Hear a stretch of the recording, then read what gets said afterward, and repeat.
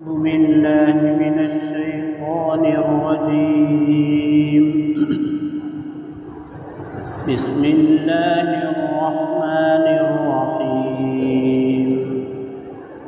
القارعة ما القارعة وما أدراك ما القارعة يوم يكون الناس كالفراش المبثوث وتكون الجبال كالعهن المنفوش فأما من ثقلت موازينه فهو في عيشة راضية وأما من خفت موازينه فأمه هاوية وما أدراك ما هي نار حامية.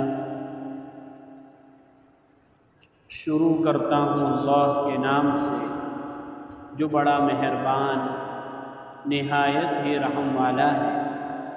القارعہ وہ چیز جو کھڑ کھڑانے والی ہے. مل قارعہ وہ کیا چیز ہے جو کھڑ کھڑانے والی ہے.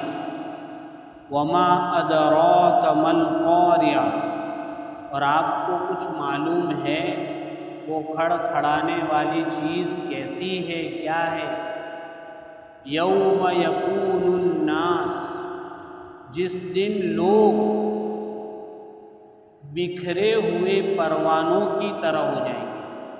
پروانے دیا جلاتے موم بتی، اس وقت جو چھوٹے چھوٹے کیڑے آتے ہیں اس کو پروانے کہتے ہیں. تو اس دن لوگ بکھرے ہوئے منتشر پروانوں کی طرح ہوں گے. وَتَكُونُ الْجِبَالُ اور اس دن پہاڑ کالعہن المنفوش رنگین روئی جو دھنی ہوئی ہوتی ہے اس کی طرح ہوں گے.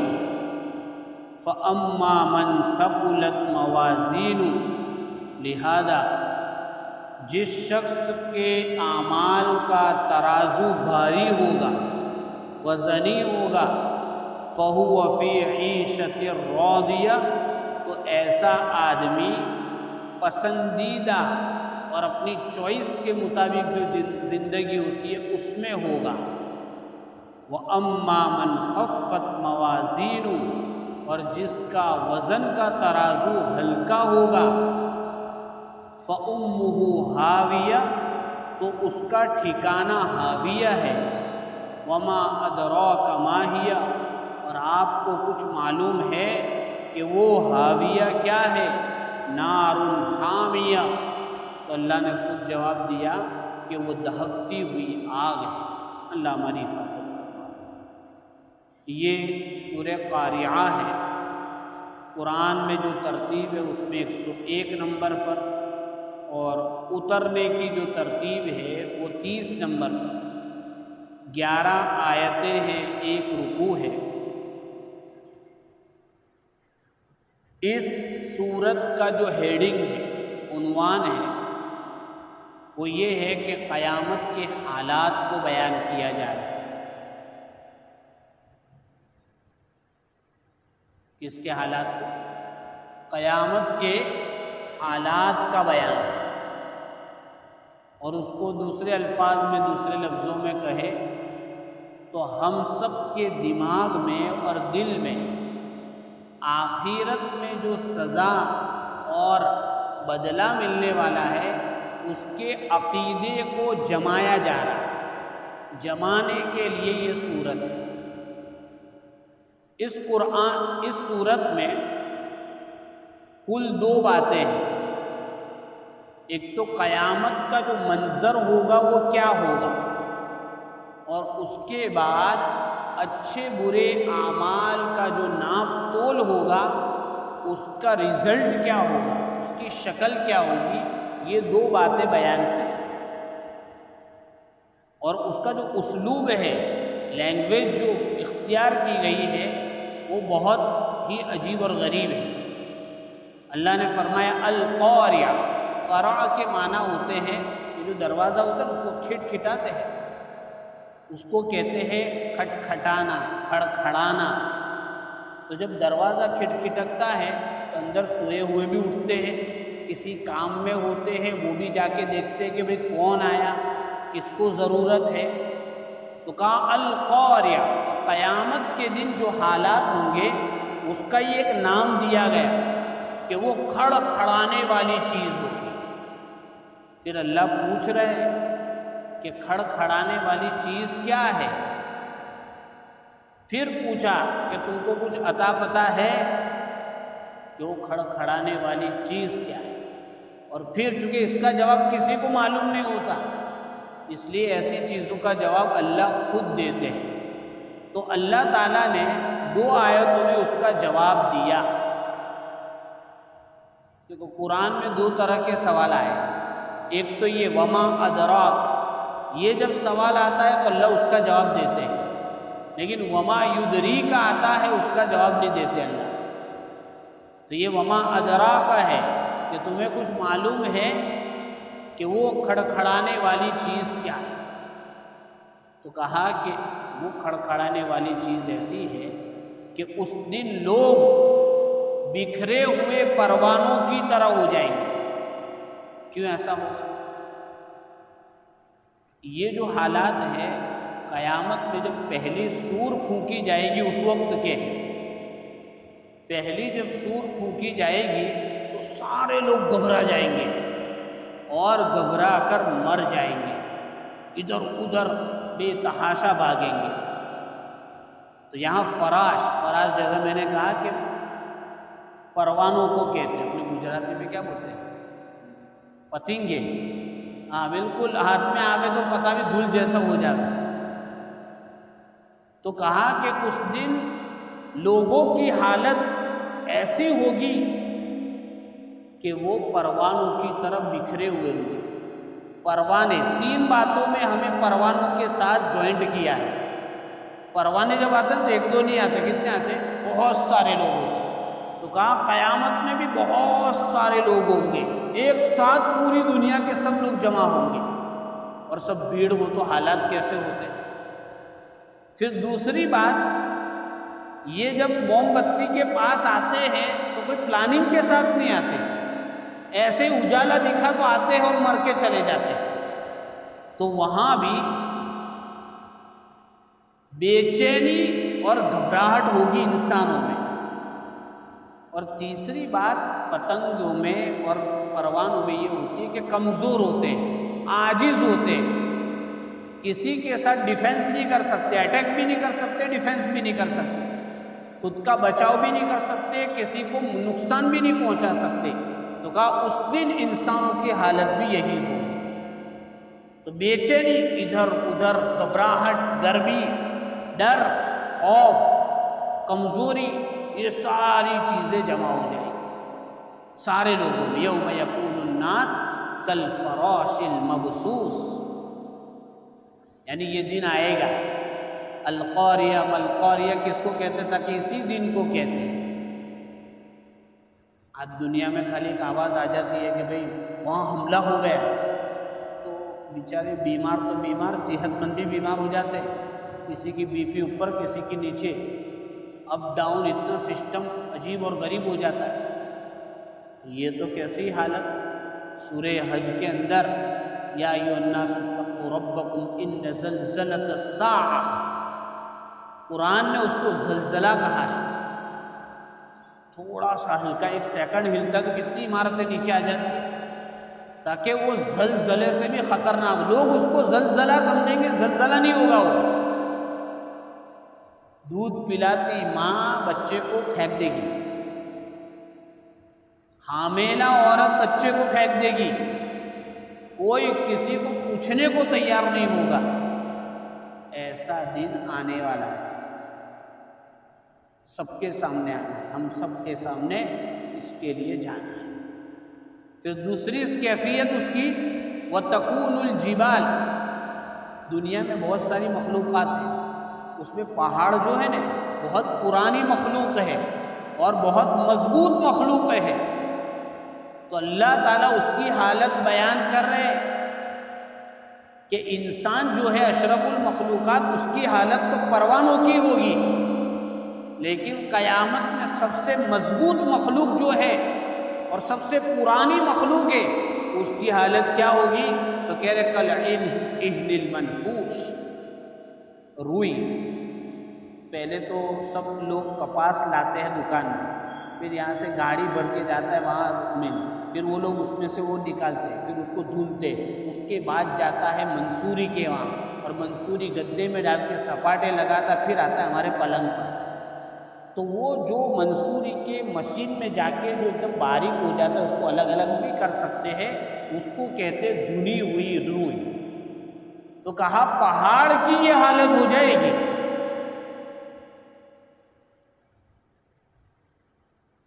تو جب پہاڑ جیسی مخلوق ایسی ہو جائے گی تو دوسری چیزوں کا پوچھنا ہی کیا۔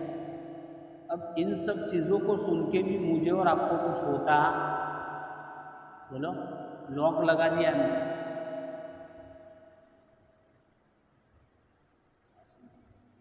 ورنہ پہلے زمانے میں ایک آیت اتری 14ویں پارے میں،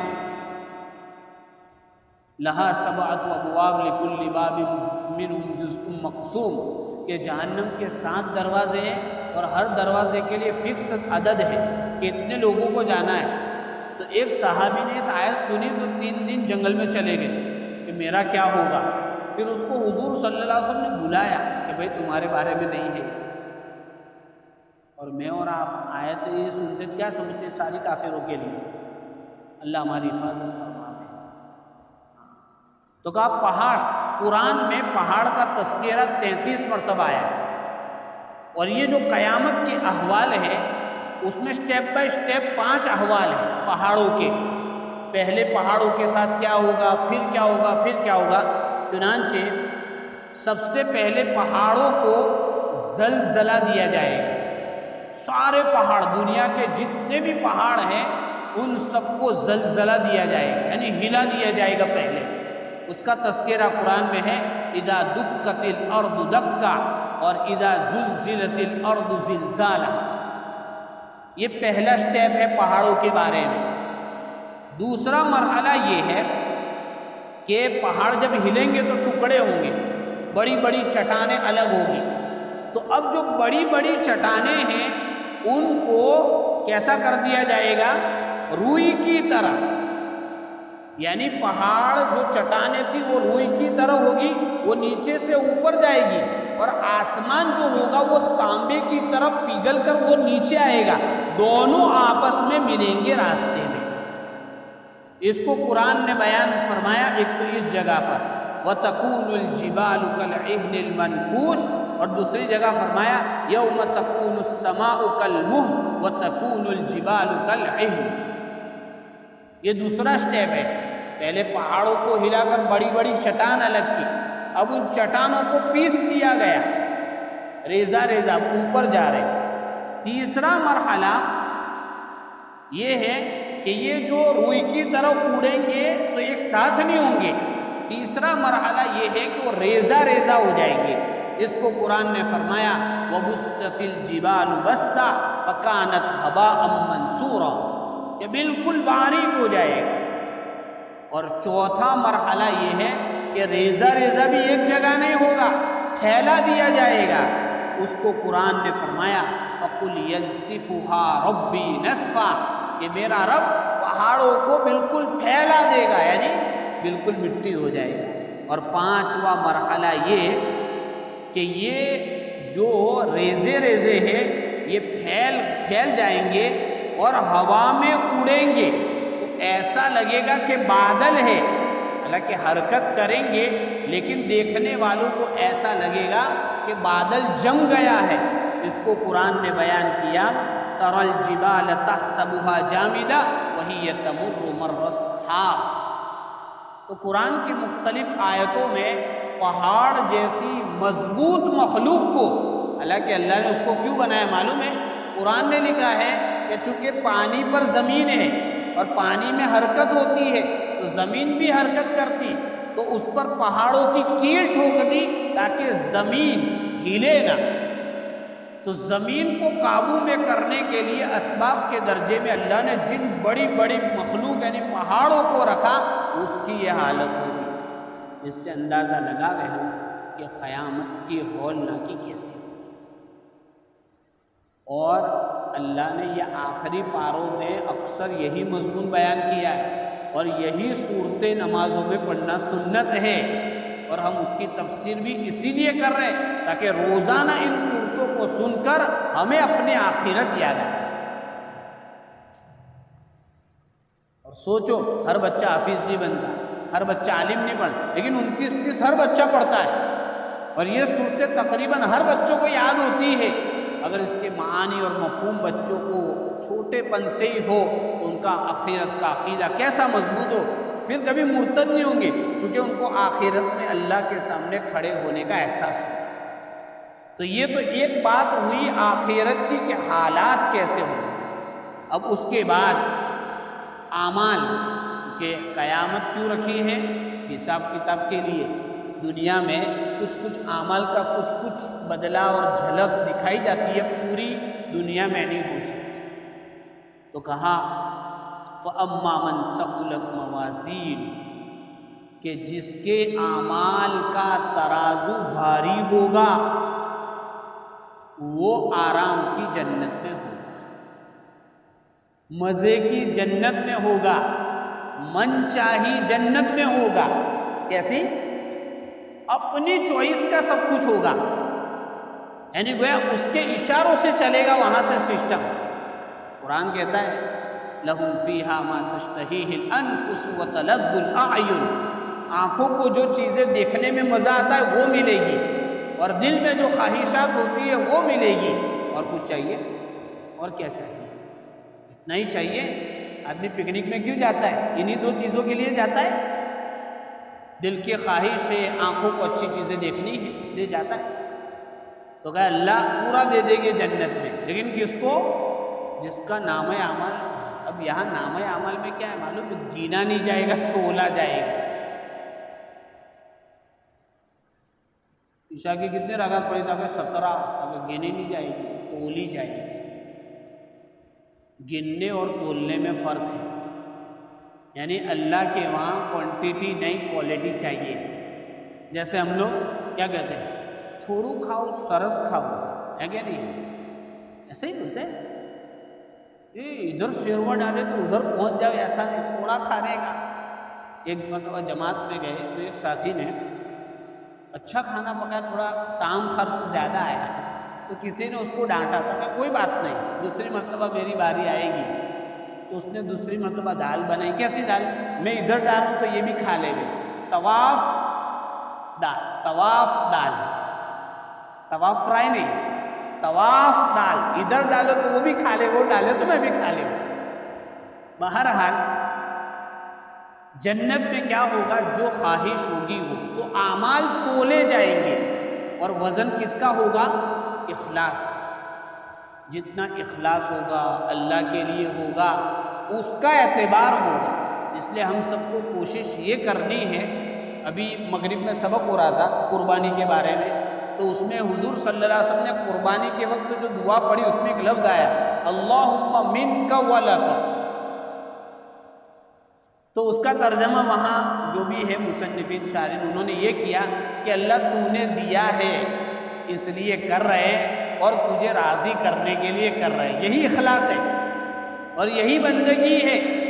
50,000 کا بکرا لا کے سیلفی لگ کے بولو واٹس ایپ پہ ڈال دیا، اور وہ کون سا ہوتا ہے اسٹیٹس، وہاں رکھ دیا 50,000، وہ 50,000 گئے، بکرے کا گوشت تو کھاتے کھائیں گے، 50,000 گئے، کوئی مطلب نہیں اس کا، اخلاص نہیں اس میں۔ میں اللہ کے لیے لایا تو سیلفی لینے کی کیا ضرورت ہے بکرے کے ساتھ؟ تو بہرحال وزن اخلاص کا ہوگا، اور جو عمل سنت کے مطابق ہوگا اس کا وزن ہوگا۔ تو پہلے اعمال کا وزن، تو اس میں پہلے سٹارٹنگ میں حساب کیسا ہوگا؟ ایمان والوں کا اور کافروں کا۔ تو ایمان والے کے ترازو میں تو ایمان رکھ دیں گے، وہ جھک جائے گا، اور کافر کیا کفر تو رکھنے کی چیز ہی نہیں، تو اس کا ہلکا رہ جائے گا۔ اب کافر لوگ الگ ہو جائیں گے، مومن الگ ہو جائیں گے، تو اس میں تو کسی کا کتنا ہی ایمان کمزور ہو وہ کافر کے مقابلے میں تو بھاری رہے گا۔ پھر دوسرا سٹیپ آئے گا، دوسرا مرحلہ، اس میں مومنوں کے اعمال کا وزن ہو۔ اب اس میں جیسے جیسے اعمال، جیسا اس کا اخلاص، تو جس کا ترازو بھاری ہو گیا اس کا کام ہو جائے گا۔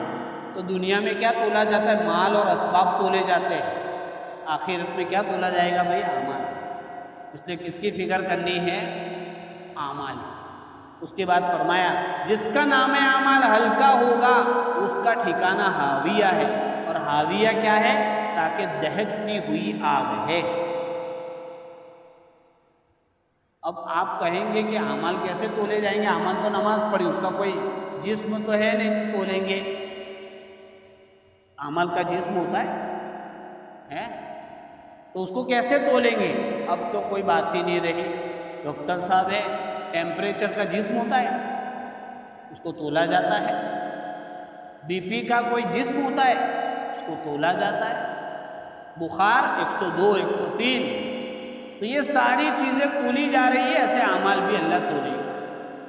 اس لیے ہم سب کو فکر کرنی ہے کہ ہمارے اعمال اچھے، یہی چیز ہمارے ساتھ آنے والی ہے، اور یہ اعمال اچھے ہوں گے، عقیدہ آخرت صحیح ہوگا تو، کیونکہ جب آدمی کو فکر ہو کہ مجھے اللہ کے سامنے کھڑا ہونا ہے تو پھر آٹومیٹک اس کے اعمال صحیح ہو جائیں گے۔